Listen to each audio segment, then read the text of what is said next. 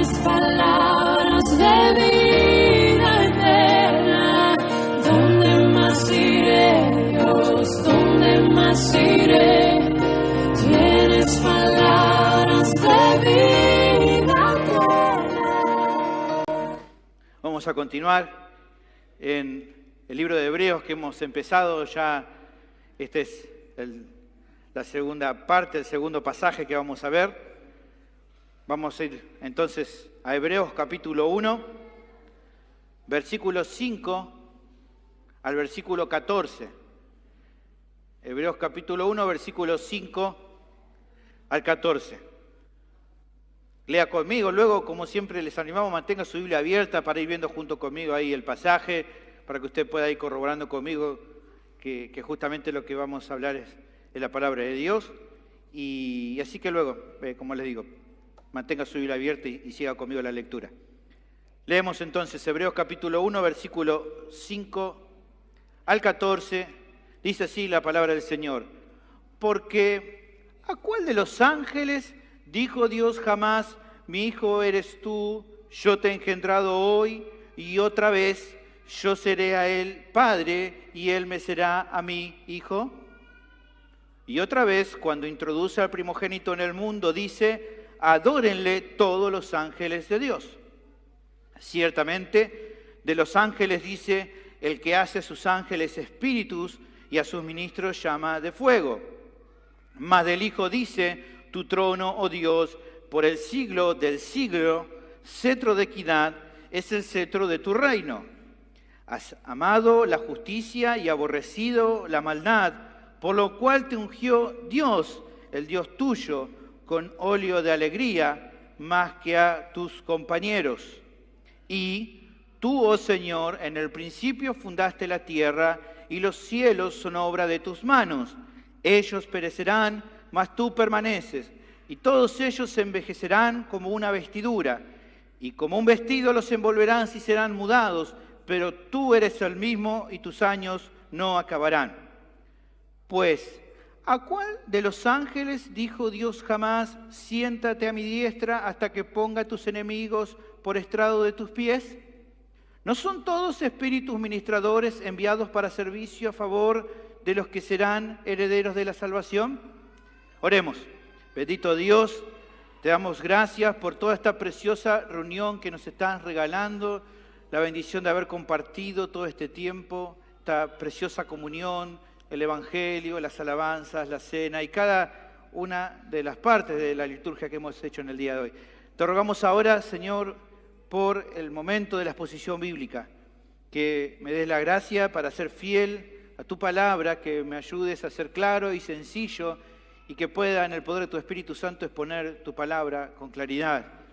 Danos a cada uno de los que estamos aquí entendimiento para entender las verdades universales que están en este texto, junto con sus implicaciones prácticas, que al comprenderlas las podamos creer de todo corazón y eso nos lleve a una obediencia para que nuestras vidas sean edificadas tal como es tu voluntad. Ruego tu asistencia en este tiempo, en Cristo Jesús te lo pido. Amén. El título del sermón es El Hijo es superior a todos los ángeles. Estuve leyendo en estos días el relato acerca de una situación que comentaba un profesor de seminario en una de sus clases a todos sus estudiantes, en una universidad, imagínense así muchos estudiantes. Él contaba que un día llegaron hasta su casa dos jóvenes que querían compartirle su supuestamente fe. Unos minutos después de iniciar la conversación, este profesor les pidió que le dijeran lo que ellos creían acerca de Jesús. Ellos tomaron su versión del Nuevo Testamento y luego de leer Juan capítulo 1, versículo 1, quisieron convencer a este profesor de que este versículo mostraba que Jesús era un Dios, en minúscula, o sea, un ser inferior, y no el único Dios verdadero. Este profesor entró a su casa y trajo una versión en griego de este texto y con paciencia y humildad buscó demostrarle que ellos estaban equivocados en su interpretación acerca de la identidad de Cristo. Este relato cuenta que al llegar a esta parte de la historia, a este punto de la historia, lo que el profesor estaba contando, una mujer que estaba escuchando la clase, una mujer que era mormona, que había estado en esta clase, desde el fondo del aula le replicó de una manera brusca: pero profesor, usted no puede decir que estaban equivocados. Ellos compartían lo que ellos creían con sinceridad. La respuesta del profesor fue: si usted cree que Jesús no es Dios y yo creo que lo es, uno de los dos está en un error, porque en este tema hay solamente dos opciones. ¿Por qué cuento esta historia al comenzar este sermón? Bueno, porque tiene mucho que ver con lo que estamos viendo en esta epístola. La doctrina de la superioridad del Hijo no es solo una enseñanza hermosa. Yo sé que cuando, a medida que avanzamos y hablamos acerca de Cristo y de Cristo y de Cristo y de su superioridad, nos fascina, nos parece precioso pensarlo. Pero no se trata solo de una enseñanza hermosa. No se trata como si fuera una obra de arte famosa que alguien pone en la vitrina de un museo para que todos pasen y digan: ¡ay, qué lindo! Y saquemos fotos. No solamente para eso, sino que esta doctrina debe ser realmente considerada de manera especial, ya que tiene implicancias muy importantes para la vida cristiana. Los oyentes originales debían pensar en eso, y es lo que justamente el escritor de la epístola está buscando hacerles entender. Todo lo que él está hablando, ¿se acuerdan que hablamos? Es como un sermón completo, con el cual el autor está buscando mostrarle qué tan importante es entender la superioridad del Hijo y qué eso implicaba para esas vidas. En la sección anterior, el autor lo hizo presentando ciertos aspectos del Hijo que demostraban su superioridad.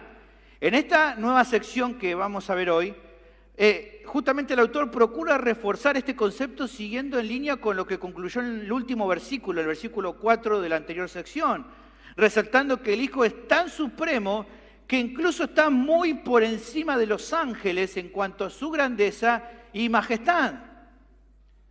Así que sigamos adelante con la epístola, mirando lo que el autor tiene para enseñarnos acerca de lo sublime que es justamente nuestro Señor y Salvador Jesucristo. Sé que seguir mirando todo esto, estoy seguro que va a ser de mucha edificación para tu vida, como ya hemos empezado a ver. El tema del sermón es el siguiente: el Hijo de Dios es supremo sobre todas las cosas, incluso es superior a los ángeles. Ese es el tema. ¿Cómo lo sabemos? Bueno, el texto presenta 4 verdades que atestiguan esta realidad. ¿Me va siguiendo? ¿Estamos bien? De vuelta a su hoja, veo que todo de vuelta a la hoja. Termina de vuelta a su hoja y sígame, vamos a empezar a verlo juntos. La primera de las verdades está en el versículo 5. El Hijo posee una relación filial única con el Padre que los ángeles no tienen. Como les decía, lo hablamos al comienzo cuando arrancamos con el sermón, con el primer sermón. Si alguno no lo ha visto, le animo a mirarlo porque hablamos un poco de introducción de este sermón. Le dije ya que esta epístola es especial. Y cada vez que lo estoy estudiando más me doy cuenta que es más especial. A veces digo: Sergio, ¿en qué te metiste? Es muy especial. Preciosamente especial. Y justamente este pasaje también es especial. El texto va a comenzar de una manera que es una constante de todo este pasaje. Hay todo el tiempo referencias del Antiguo Testamento para apoyar su enseñanza. En total, este pasaje tiene 7 referencias del Antiguo Testamento. Vamos a ver justamente aquí en el versículo 5, arranca así. Dice: porque ¿a cuál de los ángeles dijo Dios jamás: mi hijo eres tú, yo te he engendrado hoy, y otra vez yo seré a él padre, y él me será mi hijo? Aquí tenemos justamente de entrada 2 referencias al Antiguo Testamento. Y la primera es Salmos capítulo 2, versículo 7, y la segunda es Primera de Crónicas, capítulo 17, versículo 13, y en este segundo caso otra cita paralela, que puede ser la referencia, es Segunda de Samuel, capítulo 7, versículo 14. Podemos ver también que el texto presenta una pregunta del autor a sus oyentes. Usted ve ahí, si lee, va a ver que hay una pregunta. Pero lo importante de esto y de esta pregunta es que se nota cuando lo lees que es una pregunta retórica. Ya hemos hablado de esto cuando hemos visto las epístolas de Pablo, que hasta acá hemos visto. Es una pregunta retórica, un recurso literario que a veces usan los autores bíblicos. También se usa en la literatura. O sea, ¿qué es cuando hablamos de pregunta retórica? Hablamos de una pregunta que solamente tiene una respuesta lógica, una, por medio de la cual lo que se busca es llamar la atención a los que se le hacen la pregunta. ¿Para qué? Para que piensen no en resolver la pregunta, porque resolver la pregunta es fácil, hay una sola respuesta, sino para pensar en sí mismo tanto en la pregunta que se está haciendo como en la respuesta que se esperaba. No es tanto que vos tengas que esforzarte tanto por entender cuál es la respuesta, sino para que te pongas a pensar, como es tan fácil, la idea es que pienses mucho más en la pregunta y en la respuesta. Es un recurso literario. En este caso, evidentemente, lo que el autor quiere es que sus oyentes presten mucha atención a su pregunta, justamente en la comparación entre el Hijo y los ángeles. Y en la respuesta que básicamente es lisa y llana, cuando aquí se dice ¿a quién Dios le dijo esto? Bueno, la respuesta es fácil. A ningún ángel Dios jamás le habló de la forma en que le habló a su Hijo. Es fácil ver eso como respuesta. Ahora, otro asunto significativo es que el autor en toda esta sección, a diferencia de otros escritores del Nuevo Testamento, por ejemplo el apóstol Pablo, no usa la idea, o en los evangelios también lo tenemos mucho, no usa la idea de, bueno, así como dijo el profeta tal, o así se cumplieron las promesas de tal profeta, sino que vamos a ver que siempre pone la referencia como palabras dichas por Dios de manera directa, por más que haya sido escrito por un escritor humano. Cada rato dice, no dijo Dios esto, y dice Dios esto, y dice Dios del Hijo esto, Dios directamente hablando. ¿Por qué dice, o por qué habla de esta manera? Bueno, considero que es un recurso que el autor de Hebreos utiliza para darle mayor solemnidad y relevancia a estas palabras. Si Dios ha dicho esto que él está remarcando, no puede despreciarse porque Dios lo ha dicho. Podría haber utilizado otra manera, pero creo que evidentemente busca llamar mucho la atención de los oyentes, porque ya dijimos que la situación que estaban pasando los oyentes originales era complicada y por eso ve con suma urgencia que consideren su enseñanza. El autor, inspirado por el Espíritu Santo, resolvió de esta manera hacer que ellos presten atención. Todo esto para que usted vaya pensando en lo que vamos a ver. Lo que también vamos a ver ahora a continuación, que es importante, es justamente el contenido de estas dos referencias para ver cuál es la relación que tiene con la enseñanza que el autor quiere dar. Dijimos en el primer caso que se trata de un salmo, el Salmo 2. Es uno que algunos autores denominan a este salmo como salmo de coronación. Está hablando acerca del rey que se sienta en el trono, el cual a partir de ese momento establece una relación filial con Dios, o sea, una relación de hijo y padre. Esta clase de relación se dio entre David y el Señor, pero por otro lado, siendo que un salmo mesiánico, apuntaba a una realidad incluso mayor. Un descendiente de David, el Mesías, tendría este honor en cuanto a esta relación filial, pero de una manera más prominente. Es claro que estamos hablando acerca de Jesús, el Hijo de Dios. Evidentemente, no quiere decir con esto que el Hijo recibió este título solo a partir del momento de su exaltación o coronación, al concluir su obra de redención, sino que esta relación existía desde la eternidad. Ella era hijo y Dios Padre, era su Padre desde antes de la eternidad. Sino que lo que el autor quiere resaltar aquí es el momento cuando el Hijo recibe del Padre el honor y la gloria luego de consumar su obra gloriosa.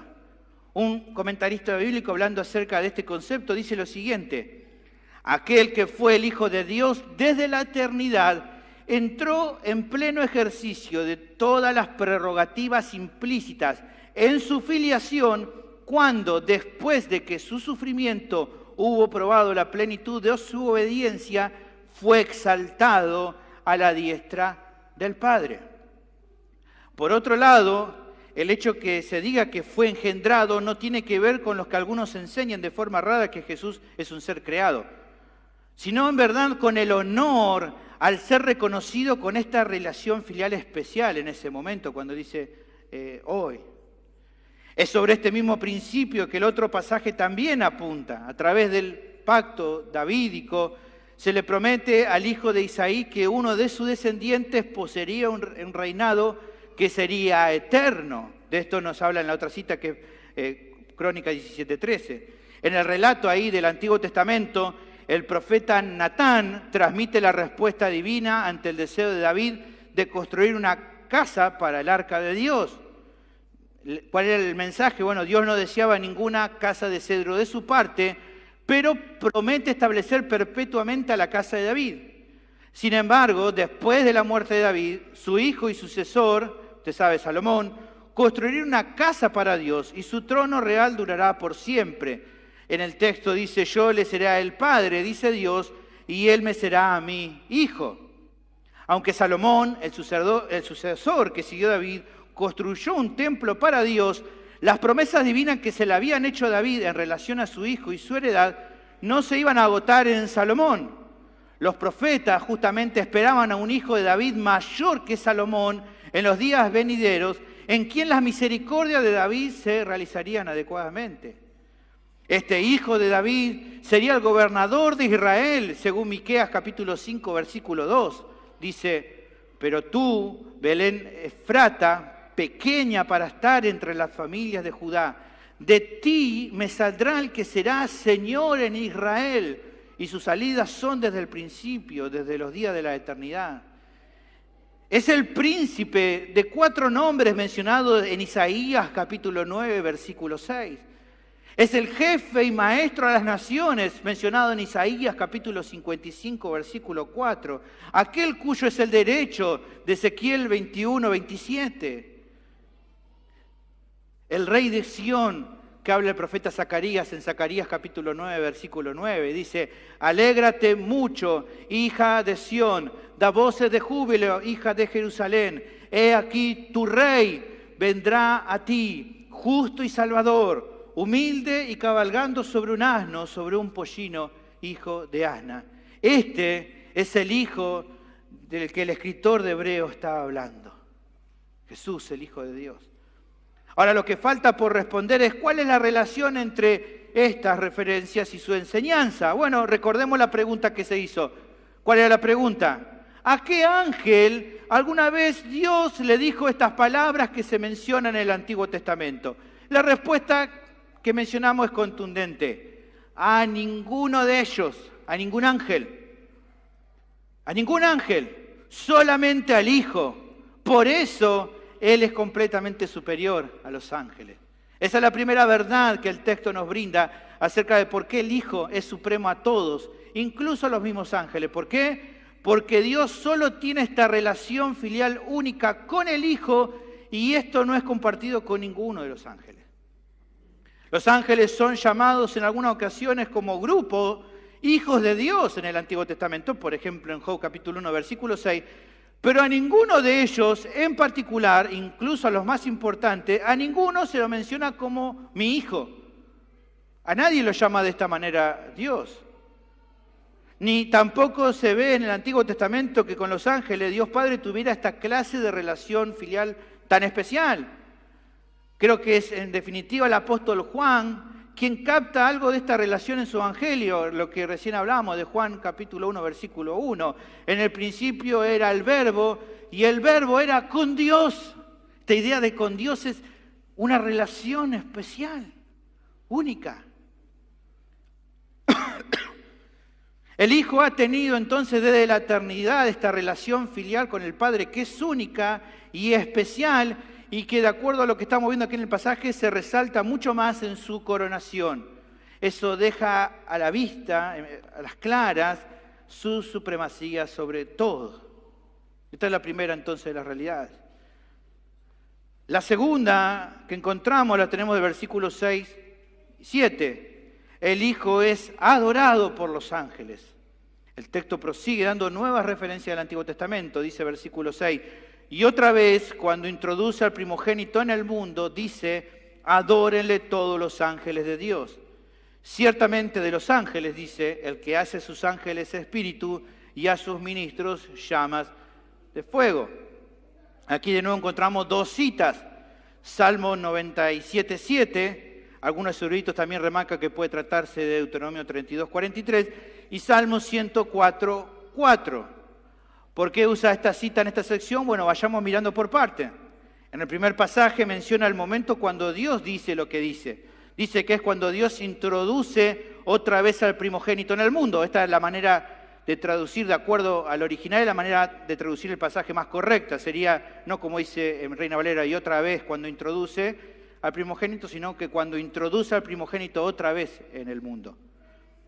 La pregunta es, ¿cuándo ocurrirá esto? Bueno, muchos eruditos concuerdan que se trata del momento de su segunda venida.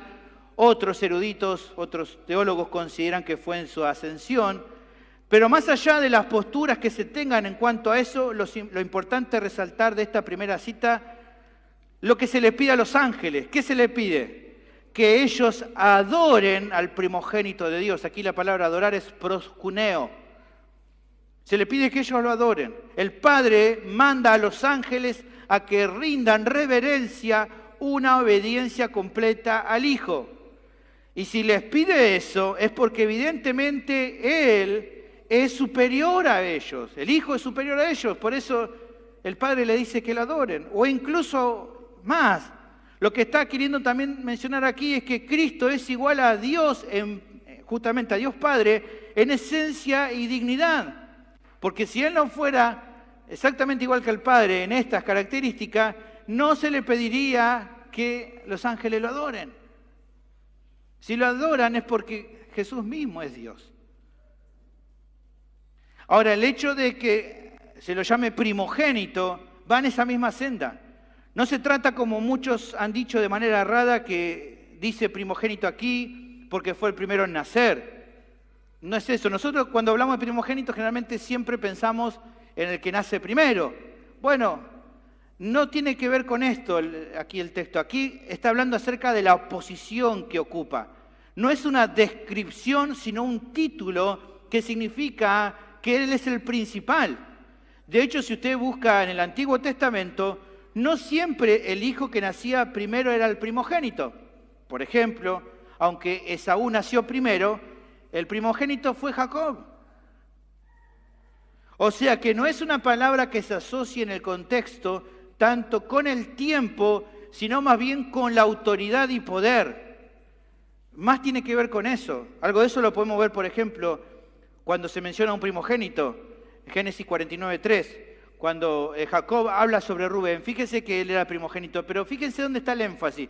No tanto el que haya nacido primero, sino mire conmigo, dice, Rubén, tú eres mi primogénito, mi fortaleza, el principio de mi vigor, principal en dignidad, principal en poder.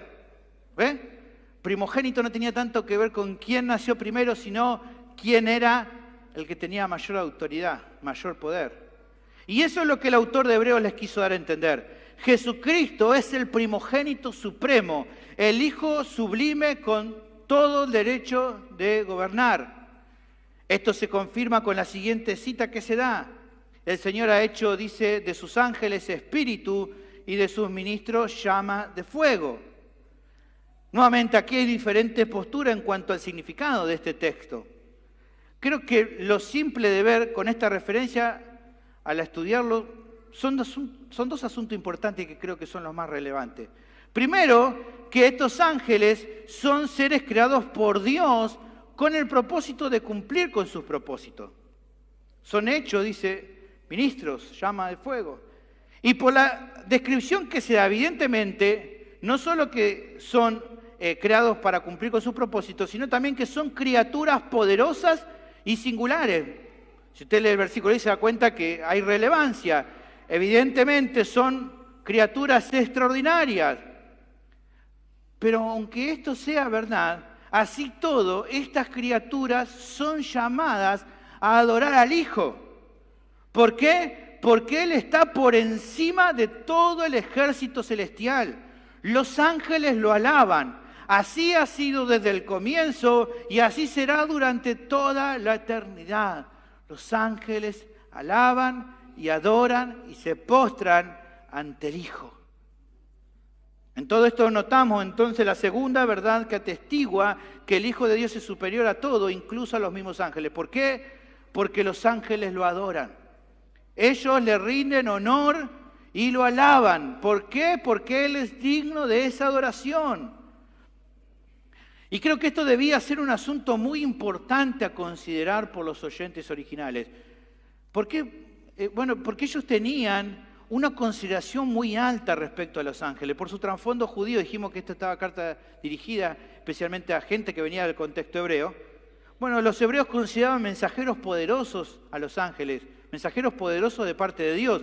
Usted, por ejemplo, en Gálatas capítulo 3, versículo 19, va a ver que dice: entonces, ¿para qué sirve la ley? Fue añadida a causa de las transgresiones hasta que viniese la simiente a quien fue hecha la promesa, y fue ordenada por medio de ángeles en mano de un mediador. O sea, para los judíos, los ángeles tenían una especial relevancia. Así habían sido creados, había mucho material rabínico de aquella época que hablaba sobre la relevancia de los ángeles. Por lo que entonces la reflexión tenía que ser muy obvia. Si los ángeles que tienen tanto poder son llamados a adorarle y ellos lo hacen sin dudar, ¿cuánto más los creyentes? ¿Cuál podría ser el motivo para que estos hebreos dejaran de adorar al Hijo? Hermanos, si la adoración se trata más que solo cantar alabanzas al Señor, sino una vida de obediencia continua y un temor reverente que lleva a buscar agradarle en todas las cosas, entonces la pregunta era: ¿puede ser factible una actitud de despreciar o de abandonar la adoración humilde al Hijo? Abandonar su fe no era dejar de adorar a Cristo. Entonces el autor está diciendo: ¿cómo podían pensar en tal cosa? ¿Cómo podían siquiera tener esa idea? Y esto me hace pensar en nosotros, hermanos. Una vida que no vive en adoración al Hijo es una vida desperdiciada. Es una vida que no cumple con el propósito para la cual fue creada. Aquel que se llama creyente y realmente no vive en esta clase de adoración como la que mencionábamos al Señor, tiene que cuestionarse seriamente a sí mismo. El Señor Jesús cuestiona a aquellos que dicen que creen en Dios y que son creyentes y que no lo adoran correctamente. ¿Qué dijo Jesús? Lucas 6:46. El Señor los mira y le dice: ¿por qué me llaman Señor, Señor, y no hacéis lo que yo digo? ¿Qué clase de adoradores son ustedes? ¿Qué clase de siervos son? Que me dicen Señor y no hacen lo que yo les digo que tienen que hacer. Mire, mejor no me digan Señor si no me van a hacer caso.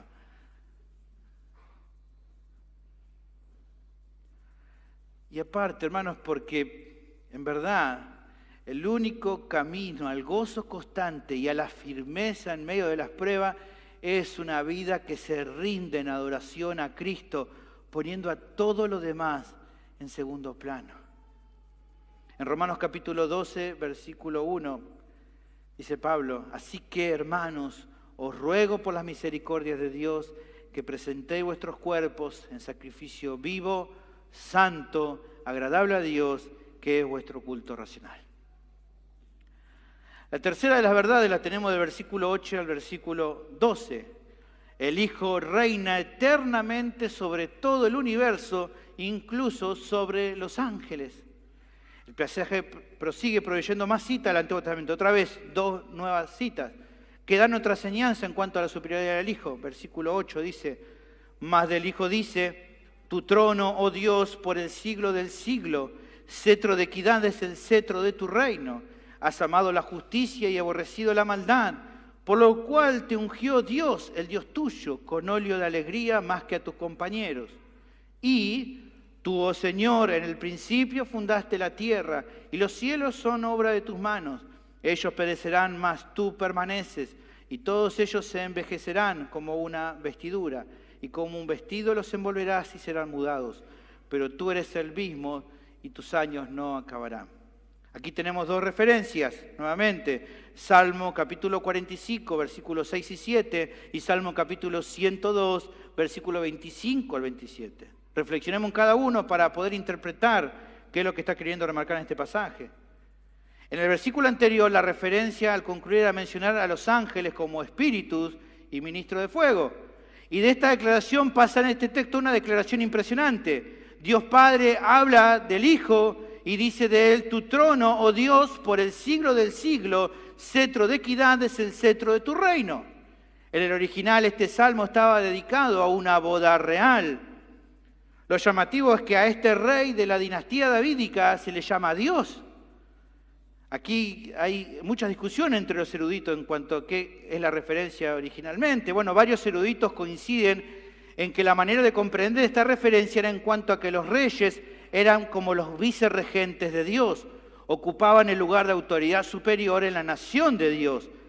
Y aunque en los monarcas descendientes de David se les reconocía una autoridad significativa, el pasaje también es una alusión mesiánica en el cual en un rey de la línea davídica se cumpliría esta palabra de forma definitiva y completa. Un comentarista explica lo siguiente en cuanto a esto: lo que solo era parcialmente cierto acerca de cualquiera de los reyes históricos de la línea de David y hasta del mismo David, se vería realizado en su plenitud cuando aquel hijo de David apareciera. En él todas las promesas e ideales asociados con esa dinastía tomarían cuerpo. Y ahora por fin el Mesías había aparecido, en un sentido más completo de lo que era posible para David o cualquiera de sus sucesores de los tiempos antiguos. A este Mesías se le podía hablar no meramente como el Hijo de Dios, como se menciona en el versículo 5, sino verdaderamente como Dios, porque Él era a la vez el Mesías de la línea de David y también el resplandor de la gloria de Dios y la imagen misma de sus sustancias. Los ángeles son entonces ministros de fuego, pero Jesucristo es Dios. Él es el Rey eterno, por eso no hay comparación.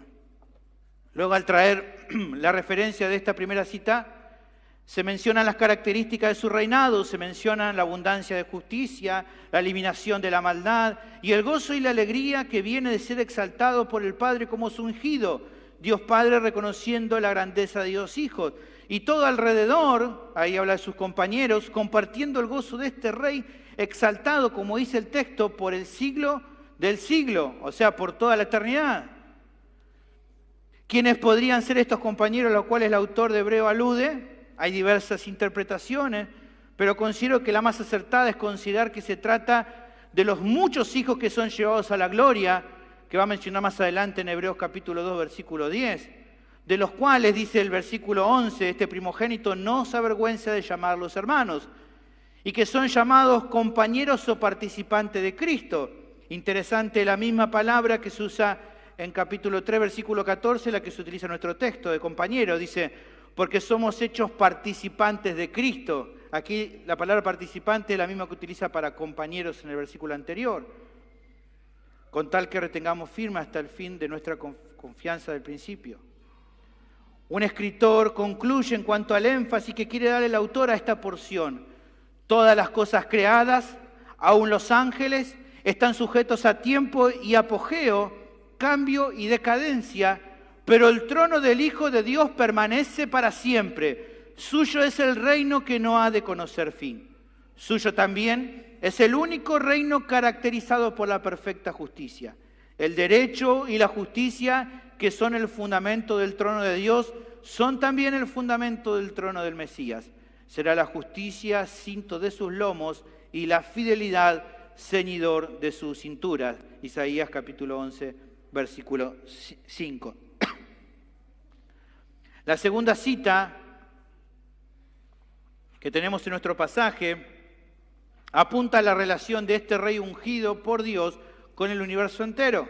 El Salmo 102 se describe como oración del que sufre cuando está angustiado y delante de Jehová derrama su lamento.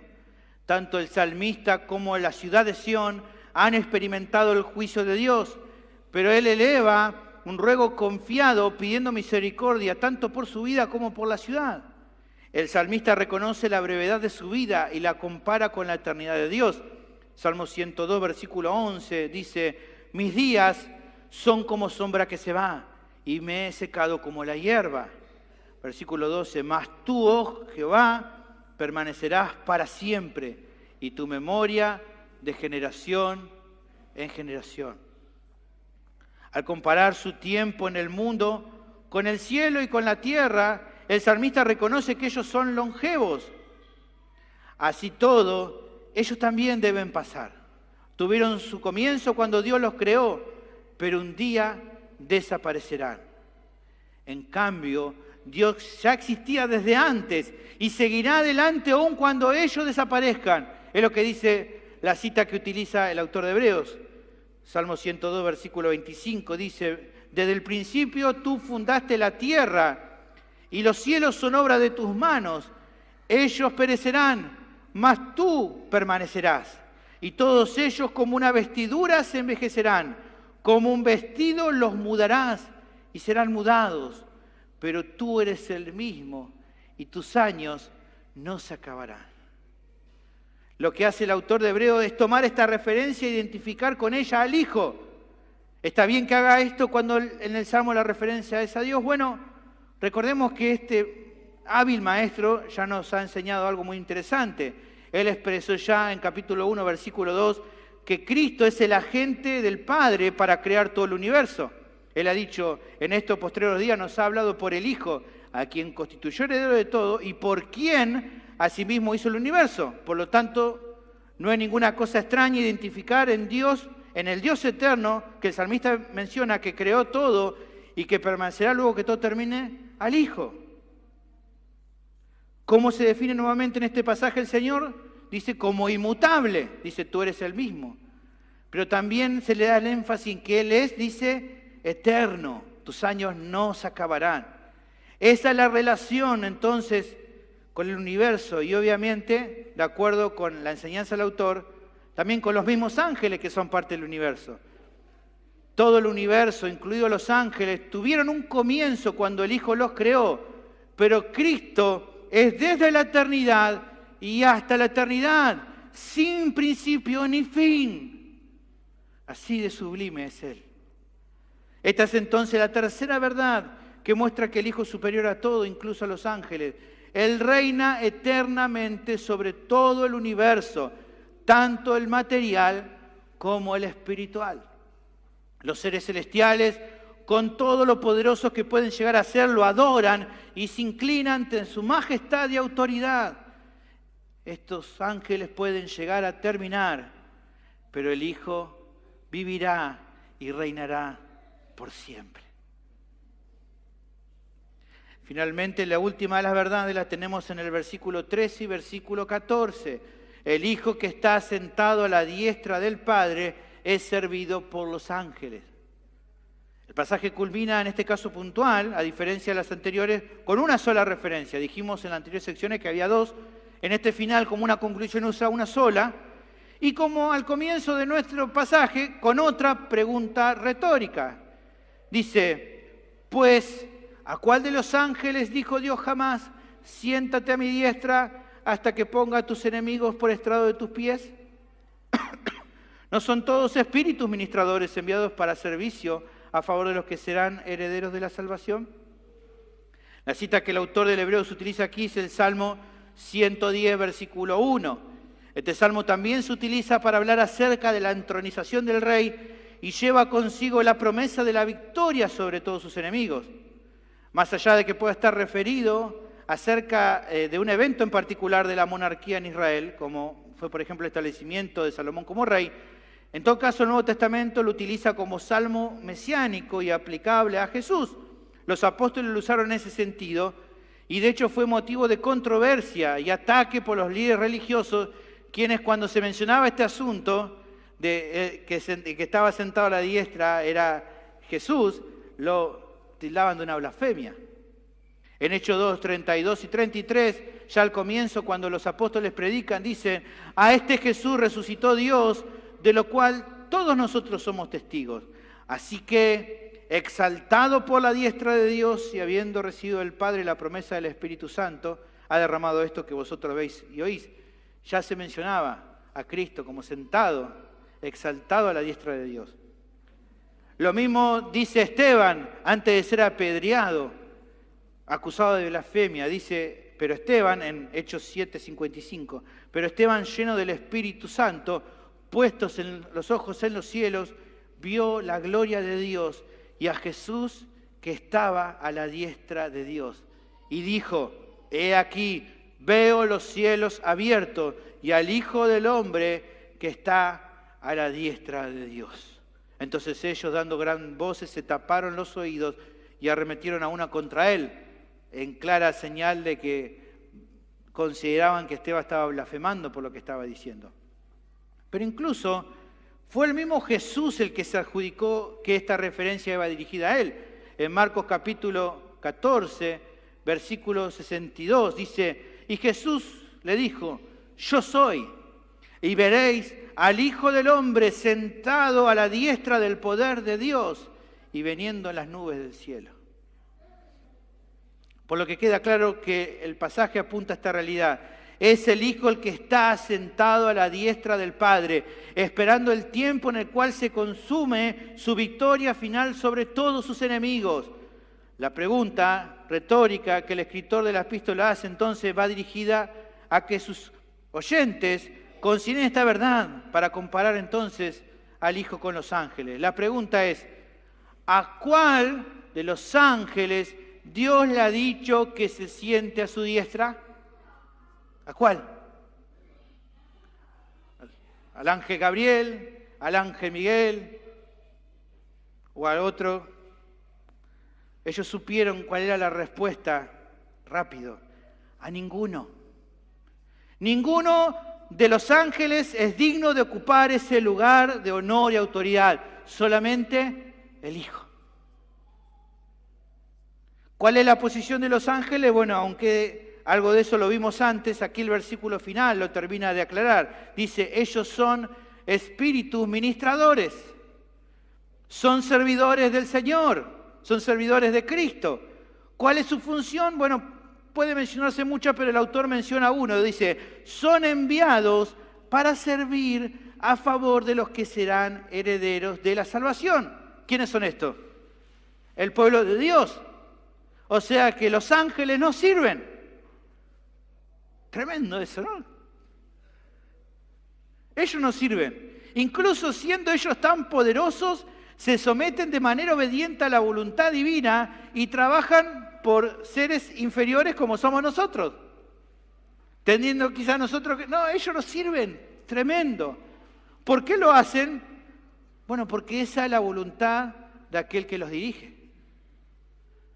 Lo hacen porque el Señor los manda a que hagan eso. ¿Y ellos qué van a hacer? Obedecerle porque lo adoran. Y porque entonces si los creyentes somos parte de la familia de Dios, como dice Efesios 2:19, su designio, el del Señor, será siempre el cuidarnos, usando incluso a estos seres poderosos a nuestro favor. En estos conceptos entonces se refleja la cuarta y última verdad que testifica acerca de por qué Cristo es superior sobre todo el universo, incluidos los mismos ángeles. ¿Por qué? Porque solo Él está sentado a la diestra del Padre y porque los ángeles son sus servidores. Ante tamaña realidad, aquellos que escucharon esta epístola originalmente debían tener plena confianza. Si el Señor había determinado incluso enviar a los ángeles a servir al favor de ellos, no había razón para abandonar su fe. El cuidado de Dios por ellos y el control total sobre la situación que estaba pasando los debía animar a no perder la esperanza. Ellos debían seguir al Hijo. Los ángeles, a quienes desde siempre, como ellos lo habían escuchado incluso en su origen judío, fueron distinguidos como poderosos y gloriosos por ellos. Y si eran tan así, piensen, para ellos era muy importante, tan tremendo los ángeles, Esto era apenas una demostración de la grandeza y de la superioridad del Hijo. ¿Por qué tener esa certeza? Porque la palabra nos confirma que fue Él el que los creó. Fue Cristo quien creó a los ángeles. Y no solo el que los creó, es el que los gobierna. Y a quienes ellos sirven. ¿A quién? A aquel que está sentado a la diestra de Dios. Entonces, si tenían la convicción de que los seres angelicales eran tan importantes y tan grosos, y piensen, si así hizo la creación, lo que será el Creador, entonces, ¿qué más necesitaban saber como para no rechazar a Cristo? Al ir terminando este sermón, ¿no? Pensaba en todo esto, ¿no? Y en el fervor que hay en las personas respecto a conocer sobre el ministerio de los ángeles y su actividad en el mundo.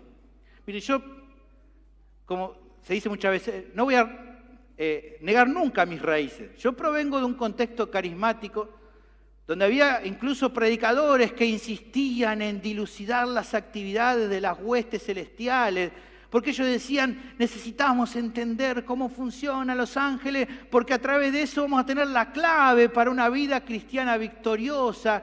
Y entonces te intentaban explicar y que no sé los nombres de tal y los nombres de este nombre de tal ángel y tal otro. Y eso no es muy diferente a la literatura existente, incluso que ni siquiera es evangélica, que busca hurgar en estas cosas, inventando o fantaseando sobre cuestiones que no tienen sustento bíblico. Usted conoce. Hay predicadores que parecen más bien astrólogos, porque escriben tanta cosa y dicen tanta cosa de los ángeles, porque tal... Ni hablar sobre los testimonios y experiencias con ángeles que algunos apasionan por conocer.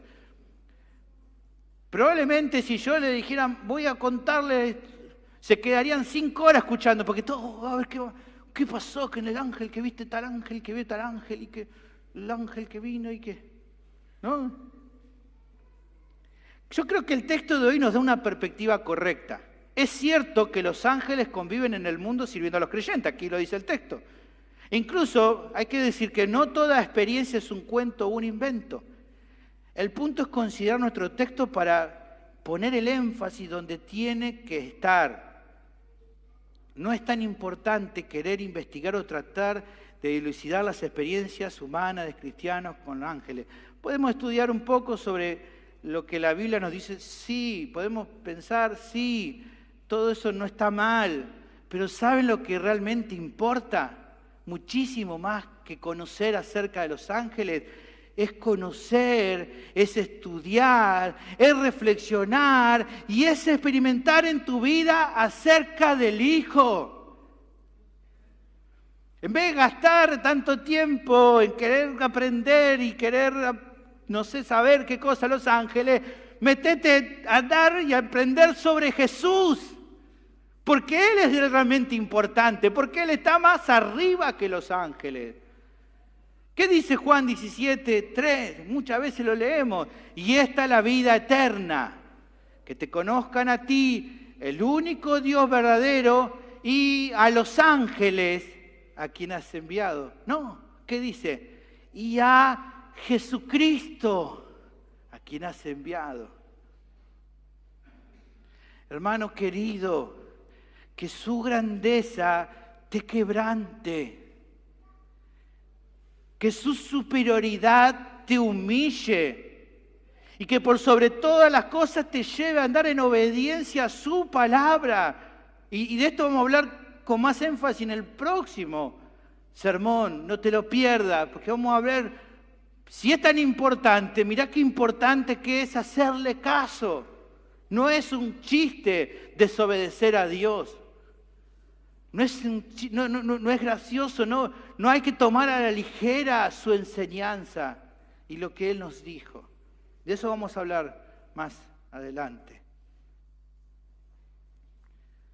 El punto es que si Él es el Hijo de Dios, si Él es adorado por los ángeles, si Él reina eternamente sobre todo el universo y está sentado a la diestra del Padre e incluso las huestes celestiales le sirven, la pregunta es, ¿cómo puede ser posible que en muchas ocasiones voluntariamente decidas no someterte a tu voluntad. ¿Cómo puede ser posible?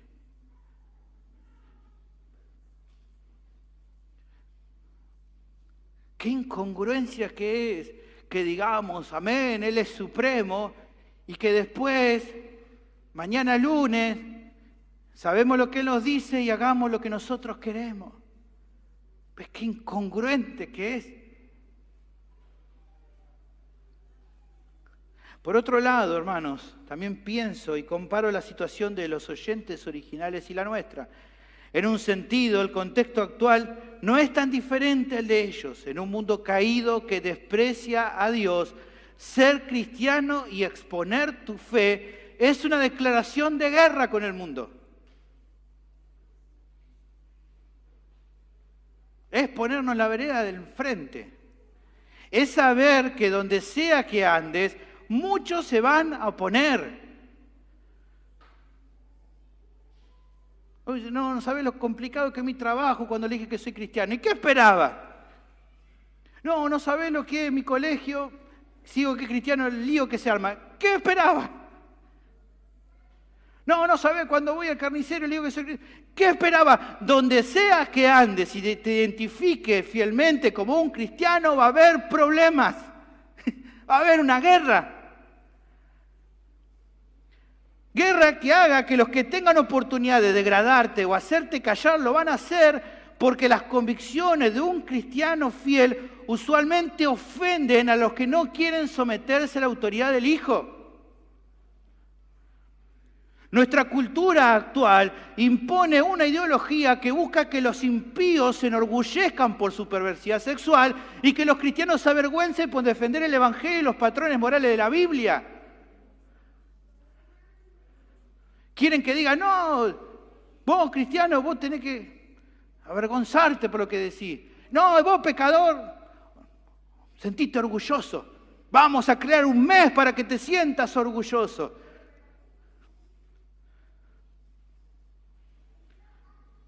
Ante esto, hermano, la persecución para quienes quieran ser fieles es casi que inevitable. Y cada vez será mayor a medida que nuestra nación se entregue más y más al pecado. La cosa no se va a poner mejor, ¿eh?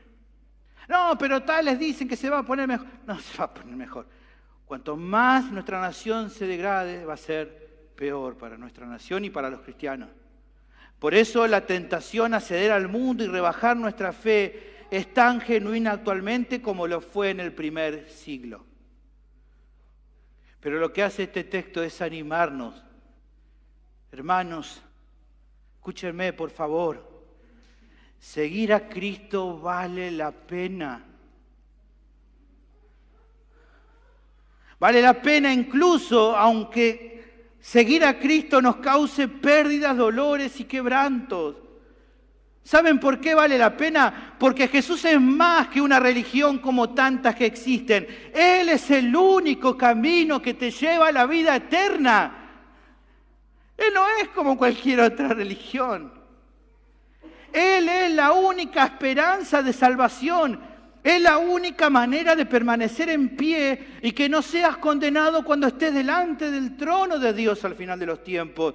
Porque solo los que estén en Cristo vivirán en gloria eterna cuando Él regrese. La pregunta que debe hacerse con este pasaje que el autor de Hebreo les hizo a los oyentes originales y que nos hace también a nosotros es: ¿estás dispuesto a sufrir por Él hasta el final? Finalmente, lo que mencioné al final me lleva a hablarles a aquellos que están sin Cristo. Aquellos que viven una vida tibia en cuanto a la fe. Reconocen que Dios es real, saben que Jesús es el Hijo de Dios, pero todavía siguen viviendo una vida que no se rinde a su autoridad y que sigue abrazando su pecado. Lo que tenés que entender es que el problema de tu pecado que hoy escuchamos en el Evangelio es que ese pecado es tan grave, el problema, que te va a llevar a la condenación eterna. Que el pecado es como una roca que se va yendo al infierno y seguir abrazado a tu pecado te va a tirar con él al infierno. El problema es que un día vas a ser juzgado delante del trono de Dios y ahí no vas a poder decir, no, pero yo no era tan malo, yo quise ponerme las pilas, pero no pude, no, yo no podía, yo intentaba, pero no. El problema es que la norma por la cual será juzgado es su ley, que es perfecta y santa. Por lo tanto, lo que la Biblia nos dice es que la única justicia aceptable delante de Dios es una justicia perfecta. Por eso no podés justificarte delante de Dios por lo bueno que hayas hecho. La Biblia nos anuncia y nos dice que necesitas, querido amigo, una justicia mayor. Y esa es la buena noticia del Evangelio, que Jesucristo, el Hijo de Dios, vino al mundo, tomó forma de hombre, vivió una vida perfecta y se entregó en la cruz como nuestro sustituto, que al tercer día resucitó con poder y, como dice nuestro texto de hoy, en este mismo momento está sentado a la diestra del Padre, esperando el tiempo de su regreso al mundo, cuando juzgará tanto a vivos como a muertos. Este Jesús es justamente el que ofrece perdón de pecado y vida eterna a todos los que se humillan, reconocen su maldad, se arrepienten de sus pecados y confían de todo corazón en su obra en la cruz. A todos los que creen que Él es el Salvador, a todos los que reconocen de verdad que Él es el Señor sobre todos. La promesa de Jesús es que si hoy mismo te arrepentís de corazón y confías en Él, hoy mismo vas a recibir el perdón de tus pecados y la vida eterna. No hay mayor noticia buena que esta. Que ya no habrá temor en cuanto al futuro, pero que también tu vida va a cambiar en el presente. Que ya no será una excusa el no poder dejar tu pecado, porque en Cristo hay una nueva vida. Porque progresivamente va a crecer un deseo en tu vida por la rectitud y un desprecio por el pecado que antes amabas tanto. La buena noticia del Evangelio es que todo esto que te menciono puede ser posible si hoy venís a Cristo. Mi pregunta para vos, querido oyente, que me escuchás es, ¿qué vas a hacer? ¿Qué harás hoy? Vení hoy al Salvador, por favor. Ya no esperes más. Bendito Dios, te damos gracias por tu palabra tan preciosa que habla nuestras vidas. El Hijo siendo superior a todas las cosas, todo el universo, incluso superior a los ángeles. Que el considerar al Hijo quebrante nuestra vida, nos lleve a vivir una vida obediente, nos fortalezca para seguir adelante a pesar de las dificultades que se puedan dar. Señor, ayúdanos a considerar esto durante la semana y ayúdanos a vivir una vida de adoración cada día, sirviéndote fielmente, obedeciéndote fielmente y andando en amor y en rectitud con todos. Bendice este tiempo final de alabanza, que sea un tiempo en el cual podamos alabar juntos tu nombre. En Cristo Jesús te pido todo esto. Amén.